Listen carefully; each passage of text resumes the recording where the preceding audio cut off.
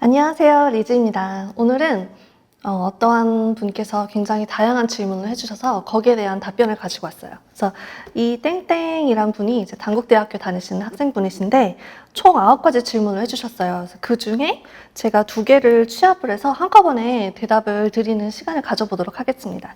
그래서 이분이 먼저 질문해 주신 게 취업 전 어떠한 경험들을 하는 것이 중요한가요? 와? 그리고 그 다음 질문이 업무의 실질적인 고충이 어떤 것이 있나요? 인데 이 2가지를 한번 묶어서 알려드릴게요. 객실 승무원이라는 직업이 좀 인내심이랑 자제력을 굉장히 요구하는 직업이에요. 그래서 이제 자기 기분이랑 감정을 얼만큼 컨트롤하고 이제 회사에서 정해진 매뉴얼을 그대로 잘 따라서 업무를 잘 수행하는지 그런 사람들을 뽑는 그런 직업이기 때문에 아마 제 개인적인 경험으로는 외국 경험이라든지 이제 사람 대하는 직업에 대한 그런 쪽에 경력이 있으면 좀 큰 도움이 되지 않나 싶어요.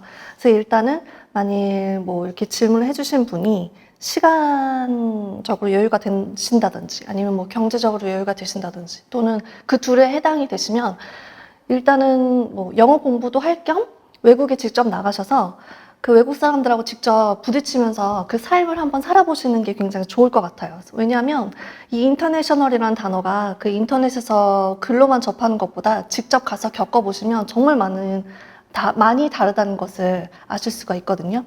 그래서 저 같은 경우는 면접 때 제가 어렸을 때 해외 거주 경험이 좀 있어서 거기에 대한 이야기를 좀 많이 풀어나갔었어요. 그래서 면접관도 거기에 대해서 굉장히 궁금해하고 거기서 이제 지낼 때 제가 겪었던 문화 충격이라든지 또는 이제 다른 나라 친구들이랑 겪었던 갈등 그런 거에 대해서 많이 물어봤었어요. 그래서 만일 면접 때 좀 다양한 이야기를 꺼내고 싶으시면 이런 해외 경험을 추천하는 바입니다.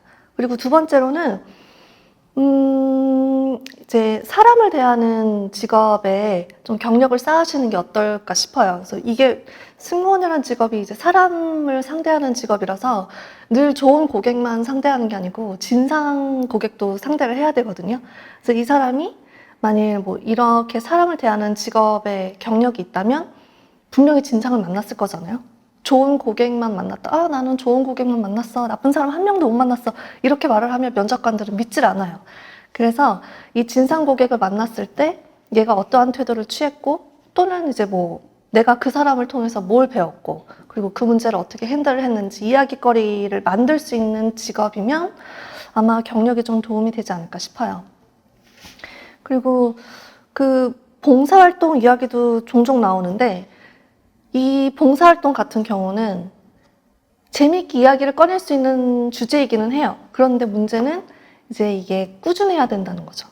근데 이제 다른 경력도 마찬가지예요. 아르바이트 경험도 3개월, 6개월 이거는 아마 면접관이 별로 좋게 보지는 않을 거예요. 왜냐면 이 사람이 어떠한 직업에 굉장히 실증을 잘 느낄 수도 있구나라고 생각이 들어서 아마 3개월, 6개월 이제 단기간 아르바이트나 그런 쪽은 별로 추천 안 하는 바이고요. 봉사활동도 마찬가지예요. 그래서 내가 어떠한 신념을 가지고 그리고 내 가치관에 부합하기 때문에 어떠한 봉사활동을 꾸준히 했다. 이렇게 해서 이야기를 꺼낼 수 있는 이렇게 봉사활동이면은 되게 좋을 것 같아요. 그래서 이렇게 3개. 사람 대하는 일, 그리고 해외 경험을 가지실 수 있으면 해외 경험도 하시고 그리고 이제 봉사활동 요거 3가지를 하시는데 다시 한번 정리를 해드리자면 꾸준해야 돼요. 꾸준하고 그리고 그를 통해서 내가 무엇을 배웠다는 거를 면접관한테 어필을 할 수 있는 것이어야만 해요. 그래서 이유가 이제 업무의 실질적인 고충에 대해서 넘어갈 차례인데 아까도 말씀드렸듯이 이제 협조적인 승객들도 있지만 진상 승객들도 있어요. 근데 이 진상 승객들을 잘 대처를 하지 못하면 주변 사람들이 보고 배워요. 그래서 저 승무원한테는 이렇게 해도 되겠구나라고 해서 또 다른 진상 승객이 막 생긴단 말이에요. 근데 항공사에서는 그거를 원하지 않아요. 그래서 이 친구가 얼마나 상냥하지만 단호하게 대처를 하는지 그리고 친절하지만 냉정하게 사리 판단을 하는지 그런 거를 그 면접을 보는 중에 계속 확인하기 때문에 아마도 이런 고충을 한 번쯤은 그냥 제가 말씀드리지 않아도 쉽게 상상이 가능하실 거예요. 그래서 그런 거를 한번 상상을 해보셔서 이제 내가 어떤 스펙을 쌓아가야 할지를 생각을 해보시면 좀 쉽게 접근할 수 있지 않을까 싶습니다. 그래서 이유는 전에 유튜브 채널에서 그 다른 컨텐츠에서 다룬 거긴 한데, 이게 저희 그 승무원이란 직업이 굉장히 스트레스를 많이 받는 직업이에요. 왜냐하면 내 기분보다는 상대방의 감정을 먼저 배려해야 하기 때문에. 근데 그렇게 해서 스트레스를 받다가 뭐 비행을 가면 나 혼자 있는 시간도 많아지고, 시차가 다르면 뭐 잠자는 시간도 달라지고, 그렇게 해서 그 육체적 피로도 같이 쌓이다 보면 정신적으로 많이 피폐해지거든요. 그래서 이게 내적으로도 그렇고 외적으로도 굉장히 강한 사람이 필요하기 때문에 뭐 그런 게 고충이라고 하면 할 수 있겠죠.